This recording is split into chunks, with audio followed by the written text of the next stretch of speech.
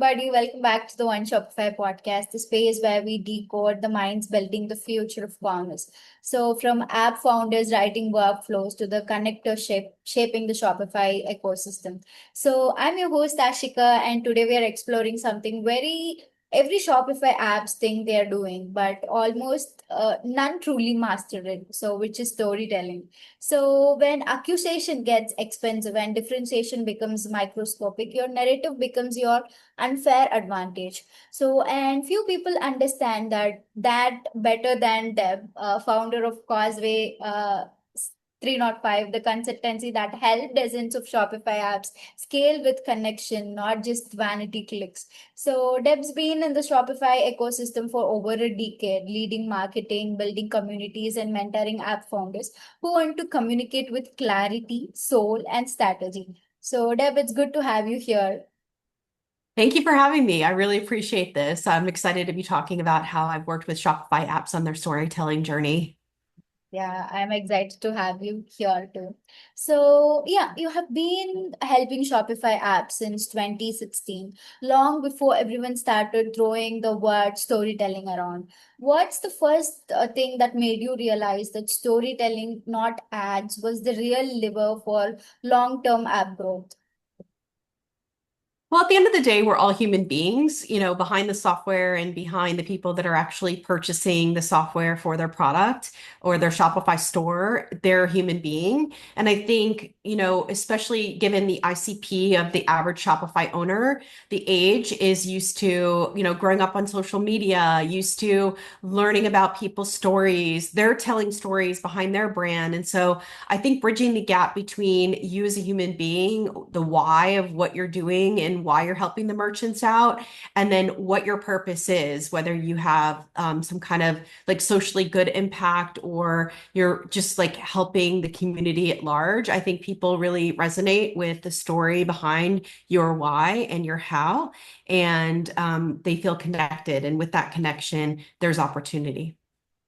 Right. So you have moved through paid media, CRO designs, and software sales. So how did that cross-functional journey shape the way you help Shopify apps define their message?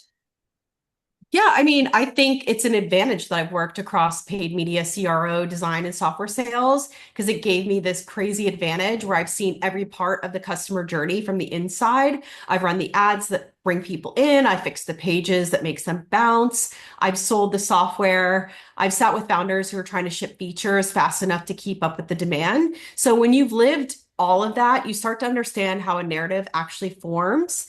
And a Shopify story isn't just about marketing, it's the combination of what makes the product what it is and what the customer experience is that they can land on the page, and then what happens after the install. So it's like the full story of what happens through the customer journey. And because I've touched every single piece, I can see where the gaps are, where the messaging falls flat, and where the friction kills trust, and where the real value isn't being said out loud. So my approach is really grounded. I'm not guessing what the story of a founder should tell. I'm looking at how people discover the app, what convinces them, and what to worry about, and what they actually need to hear moving forward. So like what compels them to, find that pain and then look for the solution. And so I think my past role sort of trained me into connecting those dots fast and to translate them into a story that feels true, believable, and aligned with the experience that a merchant would actually have. So I think that's why it hits. Yeah, that's interesting. So you call yourself a connector of people, system, and opportunity. So how does that mindset influence the way you help apps articulate their story? Yeah, I mean, I would say when I say I'm a connector of people, systems, and opportunities, it really reflects how I think about marketing. Brand story isn't just what you post online, it's the relationship you build and the way your product actually works in somebody's daily workflow and the moments where everything clicks and creates momentum.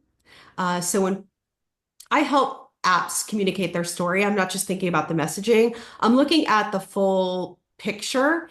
who they're reaching out to, what people care about, how their product solves a real pain point or problem, where the opportunities are to create that trust. And then my job is to bring all of that together in a way that feels natural, relatable, and grounded in real use cases. So that's why I think storytelling really makes a difference. That's why like a lot of apps have, a lot of case studies and things like that because they want to feel connected to other brands that are just like them, telling a similar story to maybe something that they've experienced.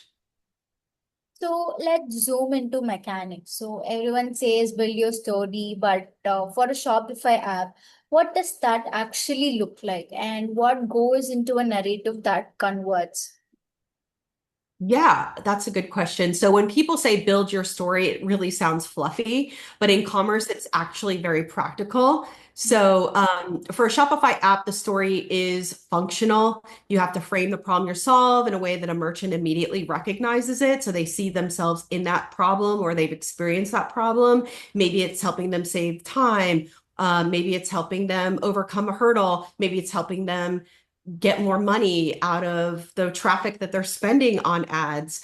But what pain will go away once they install the app, and then the price of the apps kind of blows away when they start to see that value and how you're going to overcome those hurdles for them. So the story becomes the lens that makes your features meaningful instead of just technical, right? So build your story really means make it easy for someone to understand who you're helping, what problem you're solving, and why that problem matters right now. So I really like a lot of times you'll hear, if you've ever heard me on a podcast or you read my newsletter, which I'm sure we'll get into, there's a framework that I use, which is the who, what, when, where, why, and how. And there's a reason for that because a lot of times you're going to solve why, you're going to solve who and how. And then when you do that well, your marketing stops feeling like marketing and starts feeling like clarity. So yeah, we could see a lot of app founders feel storytelling is too soft. They want immediate ROI from performance channels. And how do you balance emotional resonance with data-backed decisions? Yeah, I think that's definitely a challenge, and I get why founders feel that way. When you're deep into the product, storytelling can sound soft compared to numbers, dashboards, and acquisition costs. But the truth is, the story is what gives your data meaning. The two aren't competing forces, they actually rely on each other.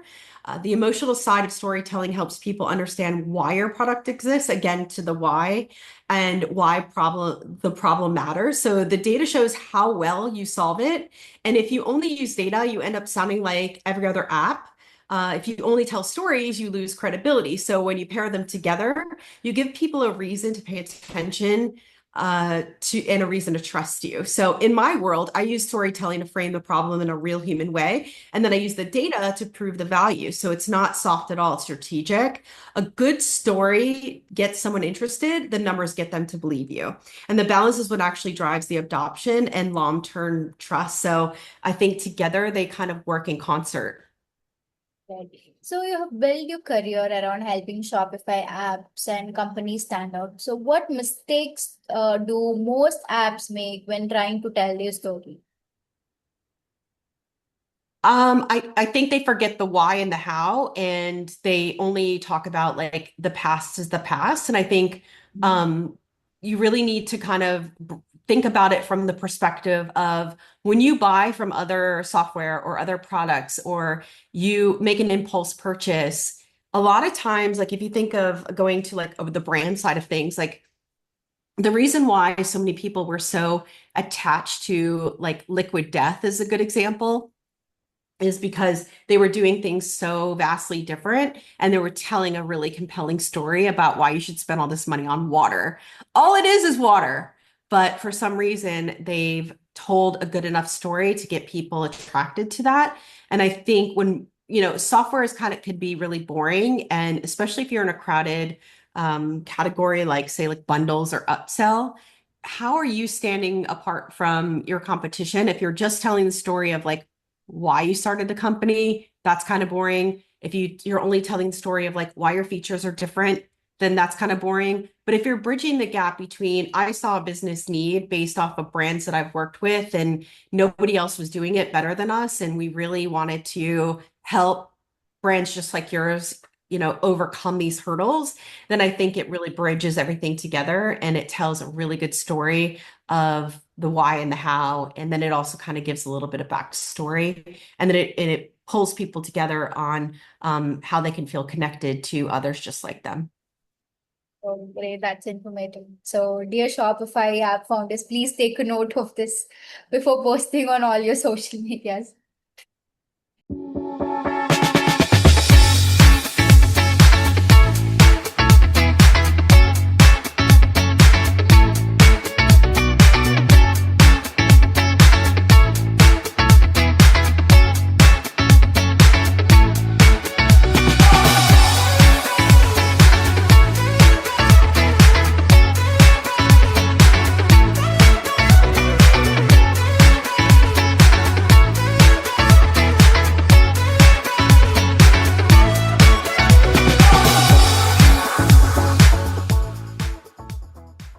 So you run the app collective newsletter, so which has become the go-to for app founders and marketers in Shopify ecosystem. So what role does storytelling play in building a loyal recurring audience like that?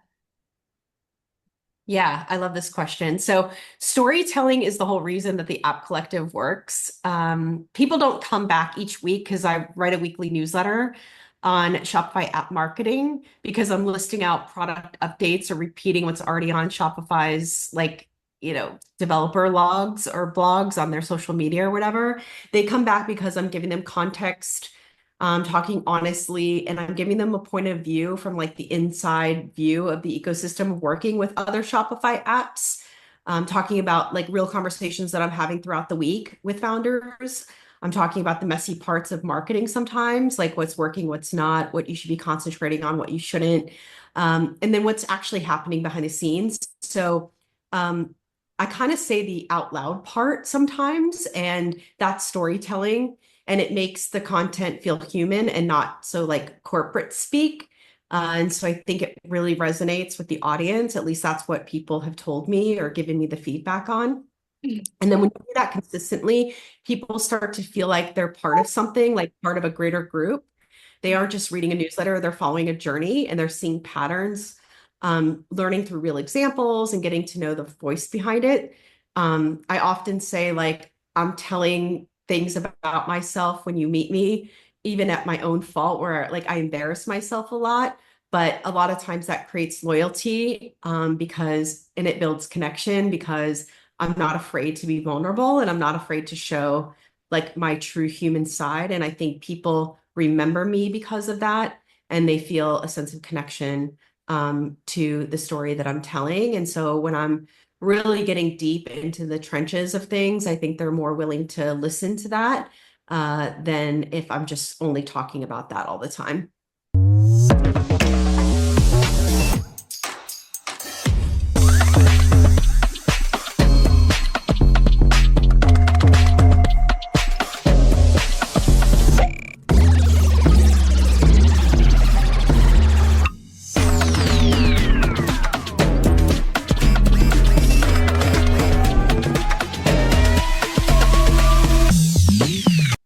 So I know that you have been known for your authenticity. So you show up yourself at bad jokes and all. And why is personal storytelling such an underrated growth lever in B2B marketing? Yeah, I mean, I think, I came from a sales background, so I think analogies work really well, especially if you're trying to explain a complex problem to people that are trying to understand things. A lot of times, like, we think that people understand what, the feature is or what the app does. Even like this AI stuff, I think people underestimate what people really truly understand about what their product offers. And so if you can connect with them as human beings, like I was saying before, after all, they are buying software and it is very complex. They want to feel something real. And so if you humanize it and you make it a little bit more easy to digest, I think you're going to sell a lot. You're going to sell a lot more, and you're going to attract more customers to your product because it's more relatable and they understand it more. When you start using all these buzzwords and you're talking only features, it makes it really difficult for people to understand the true value of what you're offering. And that's why like the bad jokes, I think, kind of like takes the edge off of some of like the parts that are a little harder. Like I'm going to go in on things that are a little bit more complex. So I'm going to break it up with something a little less hard to chew on, I guess. And so it balances it out in a way. I agree with this part of humanizing because I could see a lot of founders that they talk to skip the LinkedIn post and everything when they could see the dashes. So it's M dashes everywhere. Yeah. Well, you know that they've hired a writer. Like those are ghost writers that are writing that. So it's not even like really them. It's like someone who's like learned the brand, learned the marketing lingo, learned the speak, knows how to kind of try to pretend like they're telling like this cool story or whatever. But yeah, it's not really, you're not connecting so much with it. But like then you see other posts from these founders that are like, I ended up in the hospital because I was, working at Google and freaking out about my life. And then all of a sudden I was like on the Shopify forums and I was just looking around to see like what I could build. And then I found like this real problem. And you realize like that's real, right? And then you start connecting because you're like, ooh, you were in the hospital, you almost died. And then you found a problem and you solved it. And that's interesting. Like, not that you almost died, but like I feel more connected to you for getting vulnerable. And now I'm willing to hear about your like complex thing that you built that's kind of harder to understand. Yes. So yeah, so founders who want to turn their users into a community advocates, where should they start? I think the founders really kind of need to understand their why before they start to build a community. Because unless you understand your why, your how, and your ICP, there's no use in you going out there and trying to like, it's just like you trying to go find friends and you don't even know who you are yet and what you like and what your interests are and what your hobbies are and what you want to fully get out of a friendship.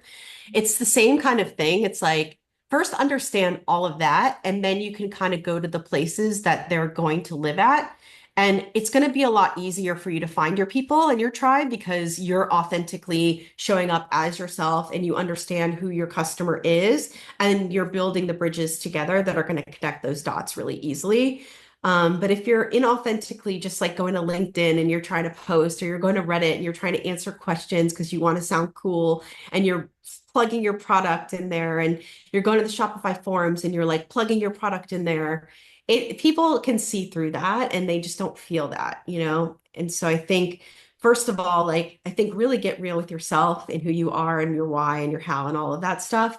Understand who your ICP is and how you can connect and bridge those dots together. Funny story, and I know you didn't ask this question, but I think why not plug it? But the name of my company is Causeway 305 because there's a deeper meaning behind that. So I live in Miami, which is in the area code 305.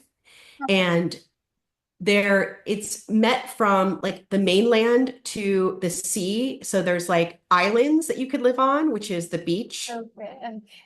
And the thing that connects the two are causeways. And then a lot of times, like through the causeway, you'll see like shipping containers coming in with products. And so I thought that this would be like Actually, cool way of like saying like I'm a connector of the dots between like the bridge of people's like trying to sell products to the people that are trying to buy the products and making it easy for them to kind of go over that bridge. So I know that sounds really ridiculous and that wasn't the question that you asked, but I think if you can figure out a way to do that, then you're going to win. Yeah. so what's the one piece of advice you'd give to marketers who feel burnt out from, constant ad pressure? Yeah. I mean, I think the ad pressure is real, especially with Shopify apps with so many different limitations, like on Google, like you can't use the word Shopify and there's so many different things, but yet you don't want to just rely on one traffic source like the Shopify App Store. So you really do need to build those bridges and gaps. And if you're burned out from trying to figure out how to solve that problem, I'd say step back and remember that ads are only one lever not the entire picture and the whole machine that's going to bring people into your world. Um, it feels like your entire world is tied to like ROAS and like numbers and how, you're going to be able to get all these people in. But really, if you shift your focus to the things that create organic momentum, like talking to your customers, refreshing your story, improving your product pages, fixing the friction in your onboarding, those changes often have a bigger long-term impact than squeezing another point out of your ad spend. And then I think once you've kind of taken a step back, it can help you take a few steps forward when you go back into those dashboards and really try to tackle the ROAS and the CPI and all that kind of stuff. So burnout usually comes from trying to force results, and that's never going to be the way forward. So I think sometimes taking a step back will help you take a few steps forward. So yes, that we have come to the end of the session, and yeah, it was actually fun for me, to be honest. So yes, this conversation has been so grounding, a reminder that best app marketing isn't loud, it's real. So before we wrap up, where can our listeners connect with you and follow the App Collective? Yeah, thanks for asking. So the App Collective is on Substack, and it can be found at theappcollective.substack.com. I post about sometimes on my LinkedIn. I'm Deb Mecca, I think, on LinkedIn. And yeah, you can find me or connect with me there. And then my agency is causeway305.com, and I have a Shopify app marketing agency. So yeah, I help app founders tell stories. Okay. Tell realistic stories without all the AI mixing, if I'm not wrong. Yeah, I mean, I think AI, to be clear, I think AI helps just kind of get the foundation parts in a lot of ways done. Like I'm not afraid to use AI in a lot of things that I'm doing. That's only the beginning. It's almost like a draft, like an outline, and Yeah. then you really kind of have to take that outline and figure out how to get it into your brand, what voice and tone, and also the nuances of that to really tell the story in the way that's going to connect with your audience in the right way. And I think you don't want to sound with the M dashes and the robots and all the emojis and all of that robotic sounding stuff. People are just going to see right through that. So, yeah. Yeah, I agree with that. I could actually see a lot of people building their social media team with N8, N, I guess, and all those things. And we could see that the content is fully AI generated, and most of the people would skip it. I mean, if it is AI, if it is humanized, it would be better. Absolutely. Like I definitely stop, even if I don't know the person on LinkedIn, I definitely stopping at the stories that just like draw me in. Even if I don't like need their product or care about what they're doing necessarily, I love a good story. I want to hear. I love the good tea. I want to sip some tea. I want to learn something new. So just be authentic, I think is the huge takeaway from today. And also like the who, what, when, where, why, and how is really, really important. And if you can tell that throughout your story, then you're winning at, trying to connect the dots. Yes. So authenticity, it does. And Yeah. yeah. So thank you again for joining us. And to everyone listening, remember this ads can buy clicks, but stories build believers. So yes, this has been the One Shopify podcast. I'm your host, Ashika. So see you all in the next episode. Bye bye.